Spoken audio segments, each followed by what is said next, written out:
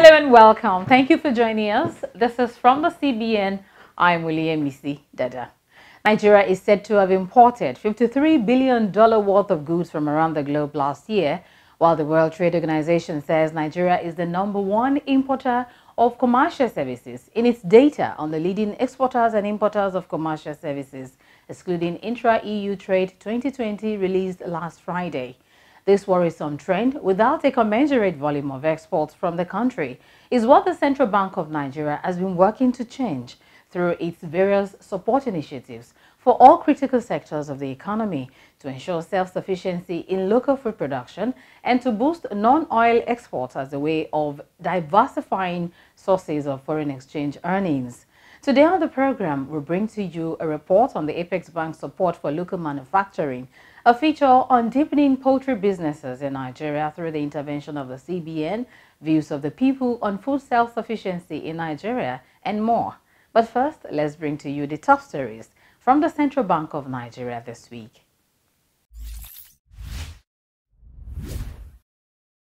Governor of the Central Bank of Nigeria, Mr. Godwin Emefiele, has disclosed the steps being taken by the bank to enable indigenous businesses expand their footprints across Africa and other parts of the world.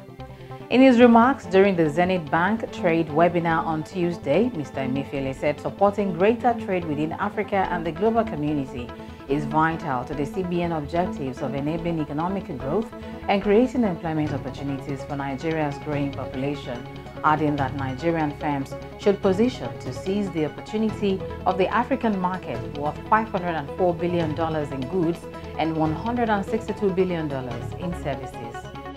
Our intervention programs in the agriculture and manufacturing sectors are helping to enable businesses expand their scale of production, which is meeting growing domestic demand for goods, but also providing goods for export market.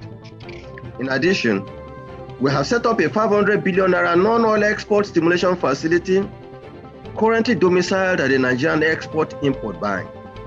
And we would like to use this opportunity to encourage Nigerian businesses to please tap on this available facility at single-digit interest rates, not only for the good of our people, but also for the export, to boost our export opportunities.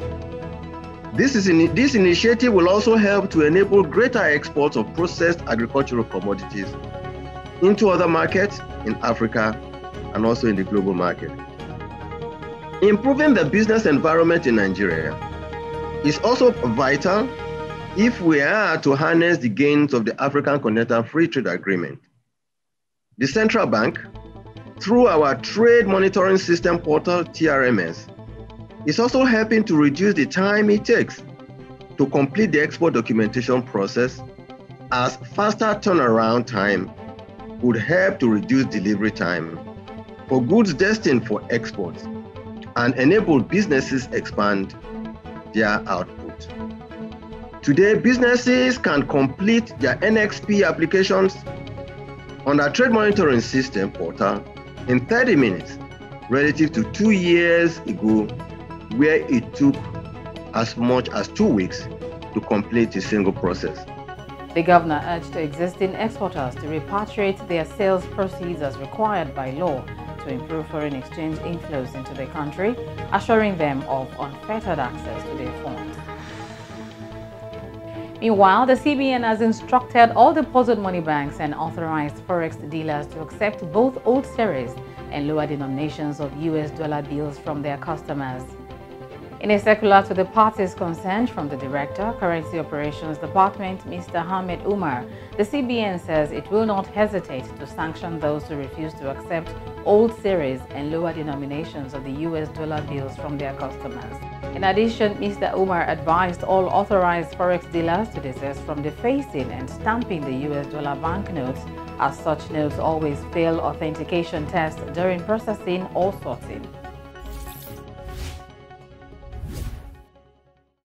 In keeping with the policy to encourage local production of consumables in the country, CBN Governor Mr. Godwin Emefiele was on a facility tour of the 60,000 hectares proposed Dangote sugar plantation in Nasarawa State last week. Here's the report.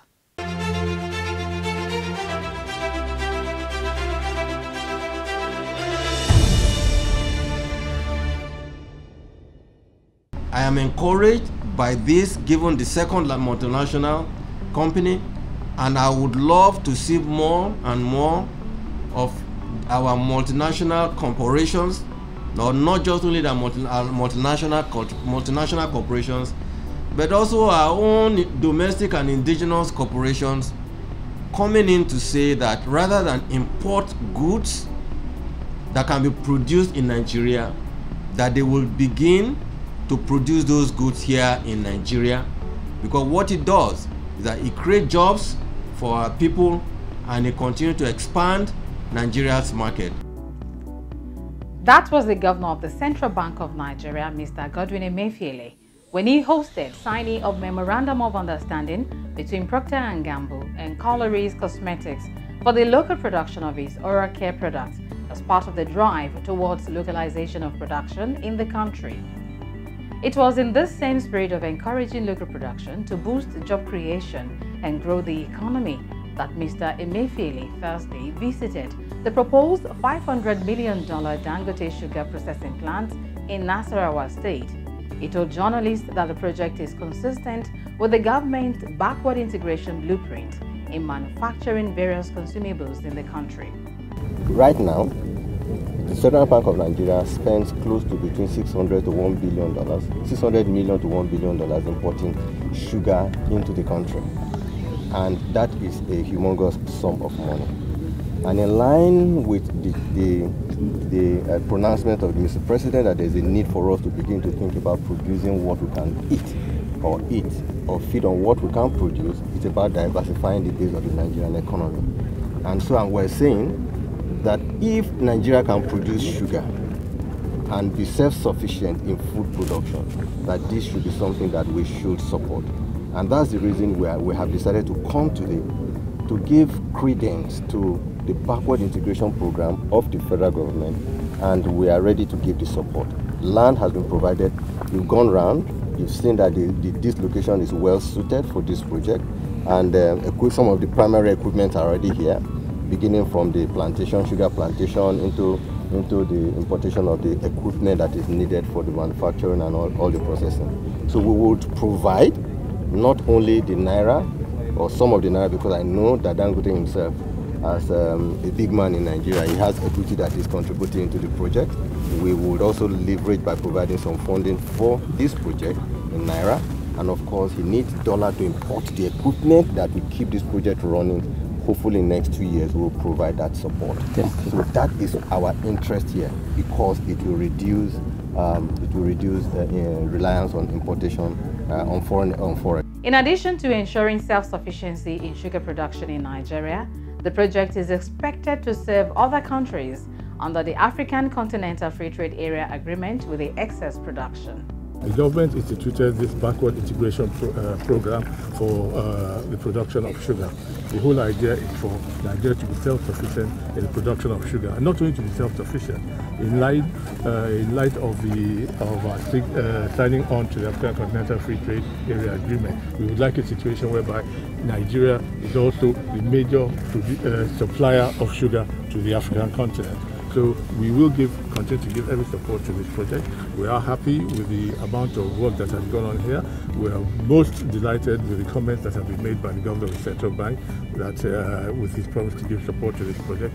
And we have no doubt that as time goes along, we will be able to see the realization of this project and our desire to be self-sufficient in sugar. This project, as you see it, will have a lot of employment generation.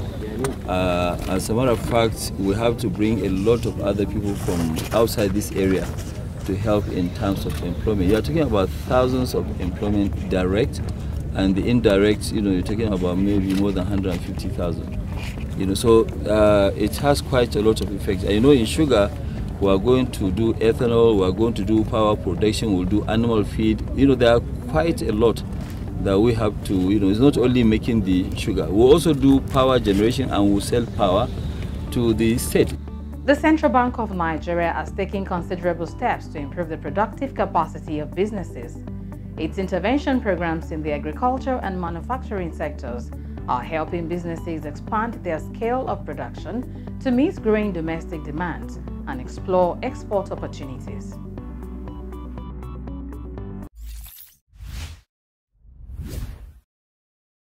Nigeria aims at achieving self-sufficiency in local food production and becoming a major exporter of agricultural products.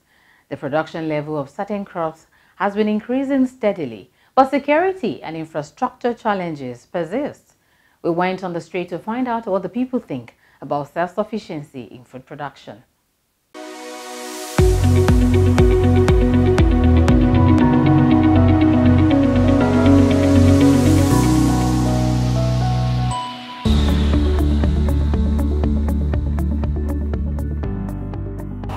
Food production in Nigeria is very pertinent because importing food sometimes before it gets to the country, it might have become something else. It might not be edible for us, for the body, for the health. For us to be sufficient in food in Nigeria, essentially the government should equip our farmers so that those local foods that we produce will be sufficient for us to eat before we think of other foreign products. At least our own food should be sufficient enough for us. They should equip our farmers with the tools that they need in bringing out their farm produce. Those mostly in Southwest, the government should try to repair their roads because farmers over there, they find it difficult to bring their farm produce outside the farm. My take is that this shouldn't be a question we should be asking ourselves at this stage. I think that the country has gone far beyond this. This is something we should have attained long before now, and it's not a question actually. There are many things, we have everything in place to make everything possible for us instead of us depending on importing other goods for us to survive. If we have those countries coming to Nigeria to come and invest, it means we won't be importing again. You getting me? They will produce here and they will serve us. If you say you want to make the country food sufficient, then first of all you need to put everything in place. The roads need to be okay, then the electricity, then the machinery they use in production. Nigeria has always been an agro-economy, based on agro-economy. I think back in the days, back in the 60s, I remember when we used to have cash crops as the main staple of our exports. You know, we have the cashew, we have the cocoa, you know, we have the granite pyramid in the north, and those were the crops that actually, you know, drove our economy. Well, the oil boom came and everything just, you know, went aside. I think it's about time we go back. I would say the food that we don't have right now, you cannot stop the importation. You understand? Because you cannot ban an importation of a particular item that you are not even producing already. If you have it in abundance here, then you can stop the importation of that item in particular. The security problem we are having all this while is affecting our agriculture. You understand? You can see, like in my place where I'm coming from, there are some people, most of the people there, they feed with agriculture. You understand? But sometimes by the time they get to farm, they will come back and they will tell you that cows have destroyed all the things they are planted in their farms. You understand? So if all those things are not being put in check, how government can do to protect our farms, make sure that the cows doesn't go to people's farm to go and eat up what people have planted. If government could not protect all those cows from eating up the crop people have planted, then how can you say we'll be food sufficient? The necessary things to be put in place for us to be sufficient as per food production, I don't think the criteria has been met yet. Farmers are still struggling. Yes, rice production has pumped up and food crops has gone up, but I still feel we can do more in the polishing. They can do more in the support for local farmers to be able to, you know, actually grow these crops.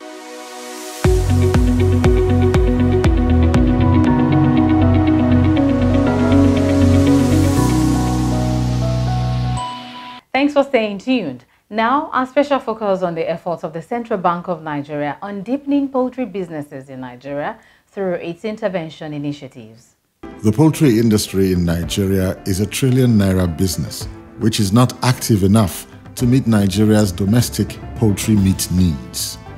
From a peasant and household-oriented breeding of semi-wild chickens, popularly known as native chicken.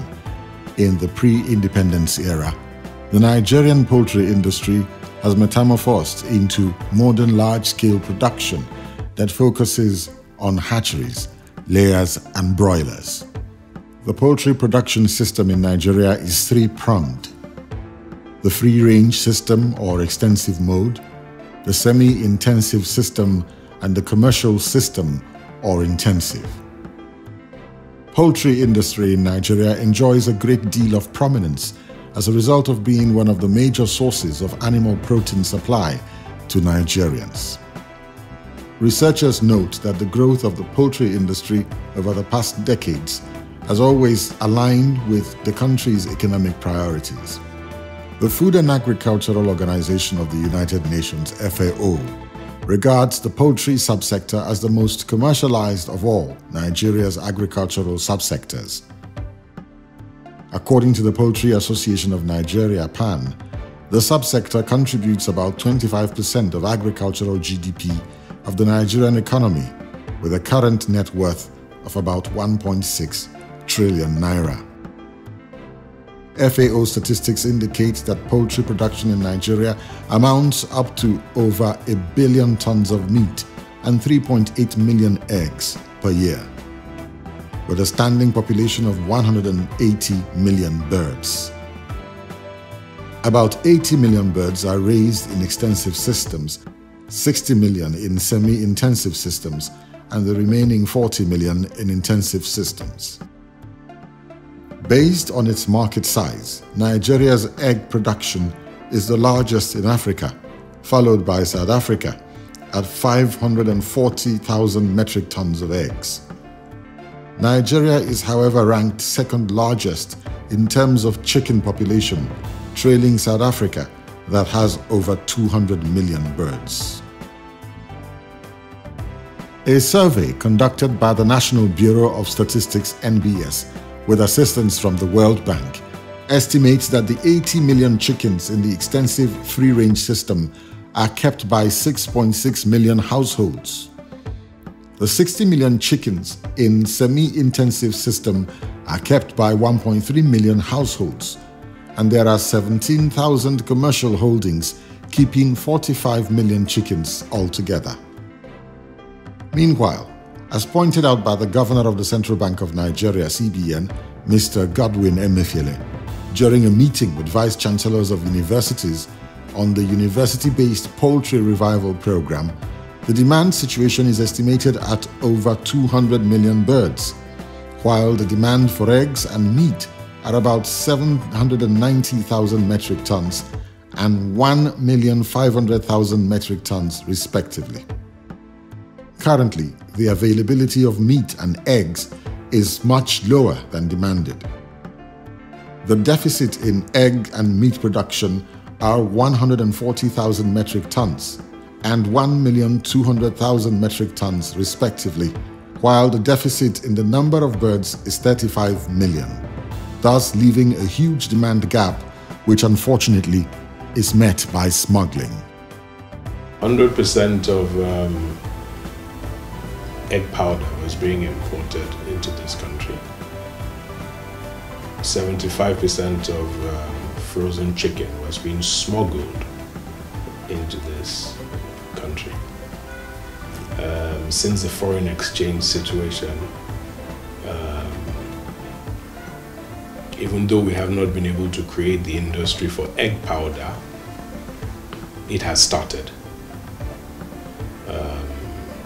And the exchange rate has made it increasingly difficult and expensive to continue to smuggle in chicken as it was before. So we have seen some changes in that regard. It is estimated that over 1.2 million metric tons of undocumented poultry meat is smuggled into Nigeria from its western neighbor by economic saboteurs that the Nigerian government continues to check.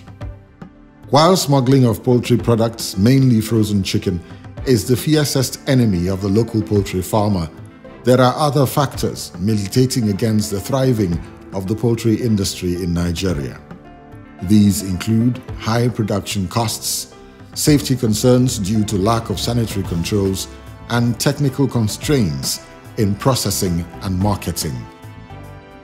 The high production costs are traceable to the lack of an integrated and automated industrial poultry sector.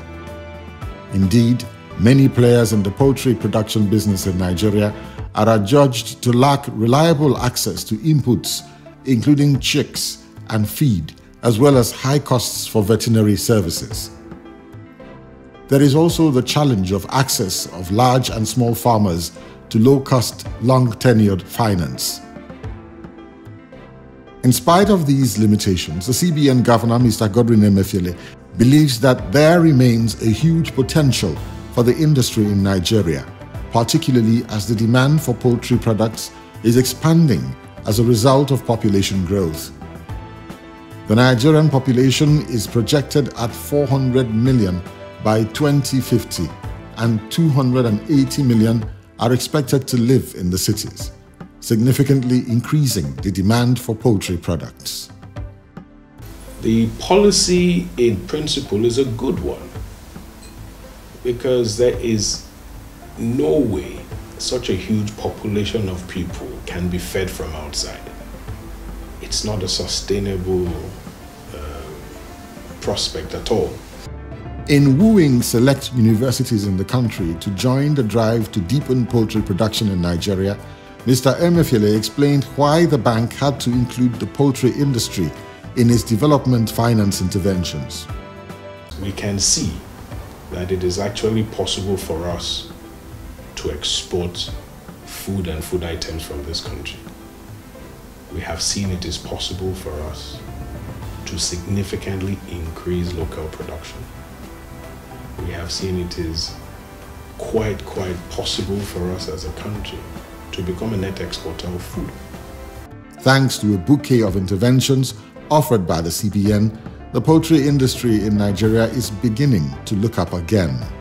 Prior to the latest round of intervention and the university-based poultry production program in 12 universities across the 6 geopolitical zones of the country, the CBN had made appreciable effort at collaborating with the Federal Ministry of Agriculture and Rural Development to address the challenges in the sector. Specifically, the bank, under its Commercial Agriculture Credit Scheme (CAS), released the sum of 35.9 billion naira to 166 poultry projects.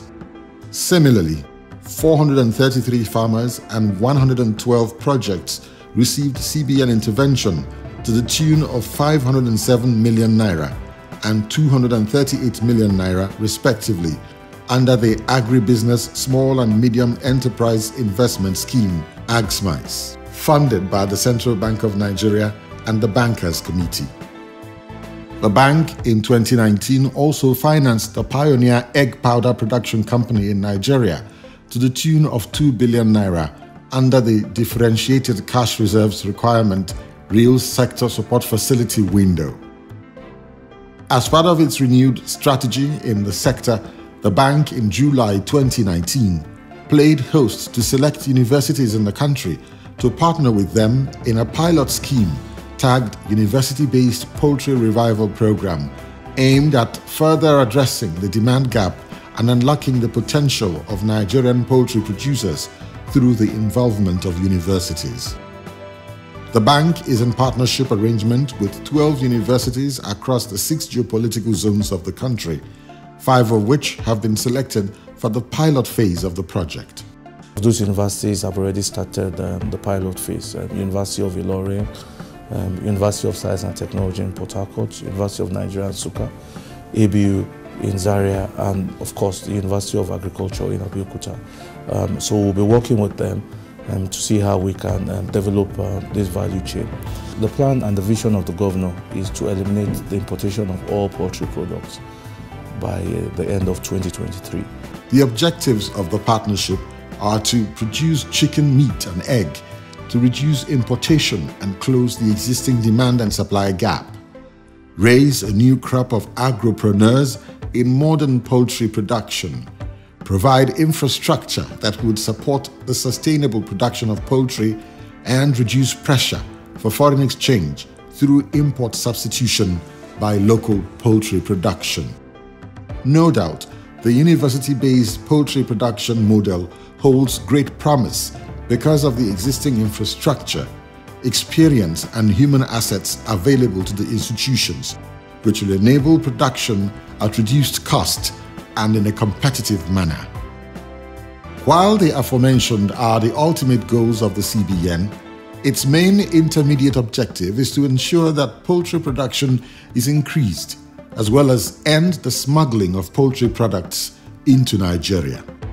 With support coming from the CBN and the fiscal authorities, it is expected that the intervention in the poultry sector will yield the desired benefits of job creation, food sufficiency, and elimination of the importation of poultry products by 2023, sustainable domestic supply of eggs and poultry meat across the country, enhanced government revenue, and support the government's policies, such as the federal government's ongoing school feeding program.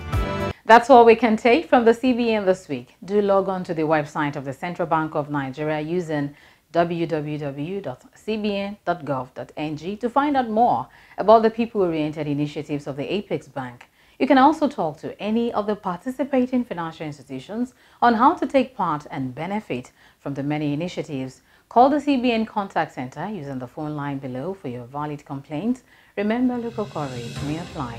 Send in your comments and contributions to the email address fromthecbn@gmail.com and follow us on the social media for updates and up-to-date episodes of the program. I am William Dada. Stay safe. Bye.